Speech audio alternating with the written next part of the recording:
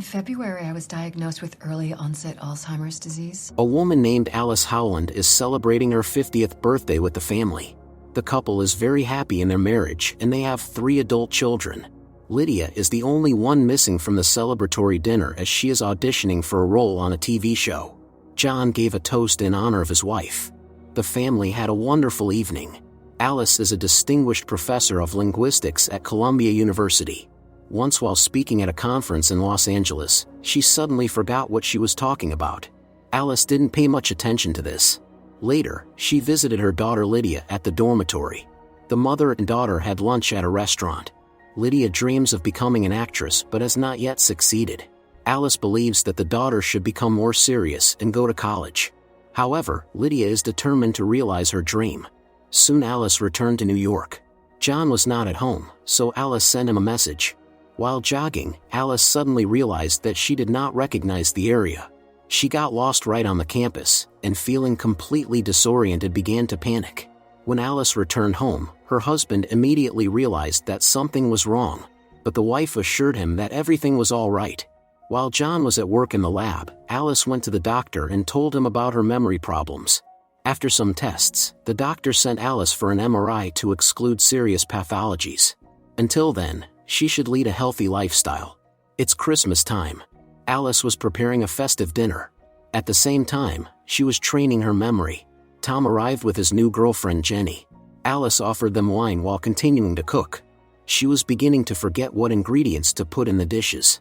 Soon Lydia arrived, followed by Anna and her husband Charlie. Alice feels confused, realizing that she has forgotten the recipe for the bread pudding. At dinner, Anna and Charlie told that they had found a new IVF clinic. The couple has been trying to have a baby for a long time. Alice joined the dinner and greeted Jenny again. The girl was puzzled because they had already met before. After the holidays, Alice went for a follow-up visit to the doctor. The tomography showed no deviations, but the doctor is concerned about her memory tests. He suspected Alice had Alzheimer's disease and sent her for further examination. Alice still had not told the husband about her problems. That night she could not sleep, so she took soporific. But even that didn't help. It was at this moment that Alice woke her husband up, confessing that she had seen a neurologist. Perhaps she has Alzheimer's disease. John said it was impossible. In his opinion, the wife was just overworked at work, and besides she was not young anymore. For their age, forgetting something is completely normal. But Alice objected, saying that it was something completely different.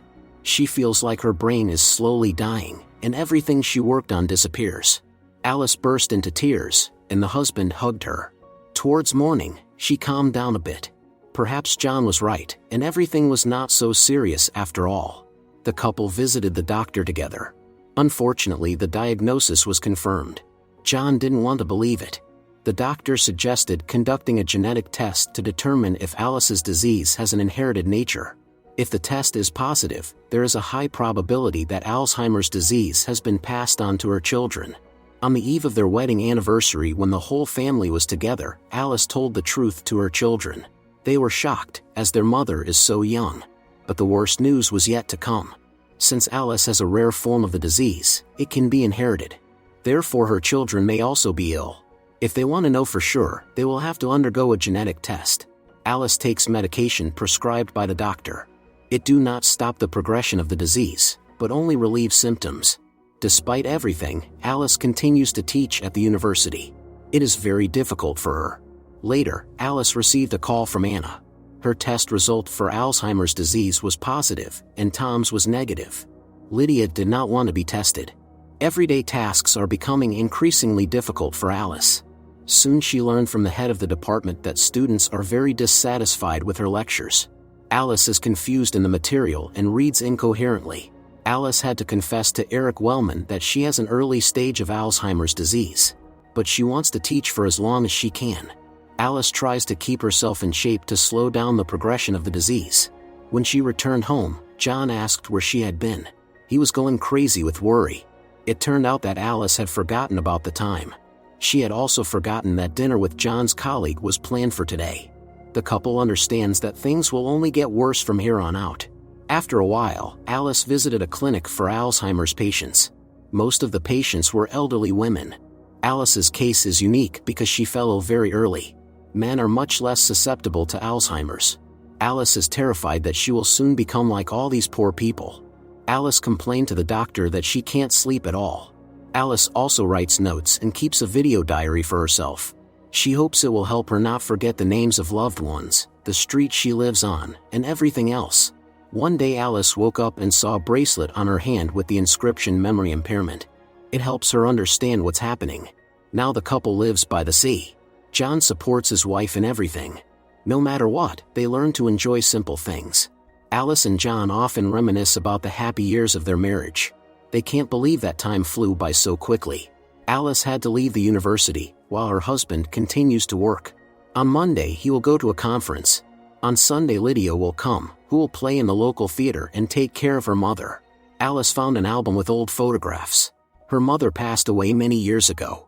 The woman constantly asks her husband the same questions because she forgets everything after a few minutes. But worst of all, Alice forgets what she was going to do. She is lost in space and time. The husband saw that Alice peed her pants because she couldn't find the bathroom. Alice cried with shame. Soon Lydia arrived. She had never seen her mother's butterfly necklace before. Alice told that it was a gift from her mother. She had kept it all these years. It pains Lydia to see the mother forget her own life.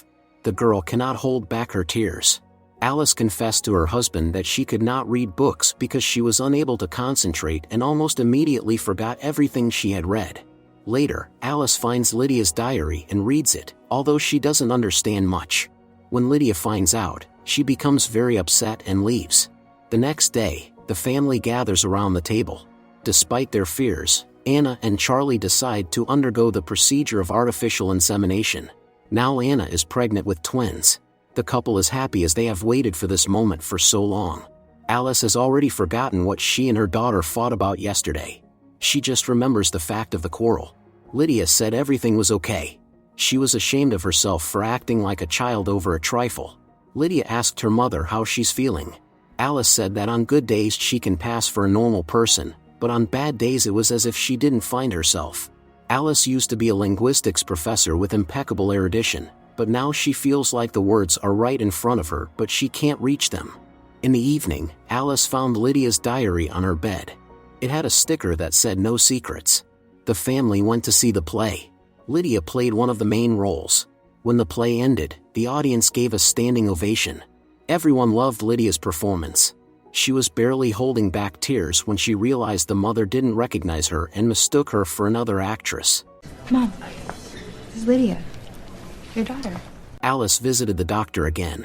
Her cognitive abilities are deteriorating rapidly. John asked the doctor why the disease is progressing so rapidly. The doctor said that genetic Alzheimer's manifests in this way, but there are cases where the process stops, so there's still hope. Alice is preparing for a conference on Alzheimer's disease. She will give a speech. Lydia advised her to bring her personal experience into the speech. The day of the conference arrived. The children and the doctor came to support Alice. Her husband couldn't attend because of work. Alice gave her speech, reading from a paper and underlining lines with a marker to avoid repeating herself. Suddenly Alice accidentally dropped the sheets with the text. Despite this, Alice managed to pull through. Her speech deeply moved everyone present, especially her children. Everyone gave her a standing ovation. At that moment, Alice felt truly happy.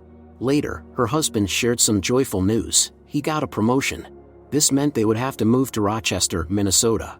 John thinks it's an excellent opportunity to start a new and exciting life, but Alice is terrified of the prospect of moving because everything is familiar here, and their children are nearby.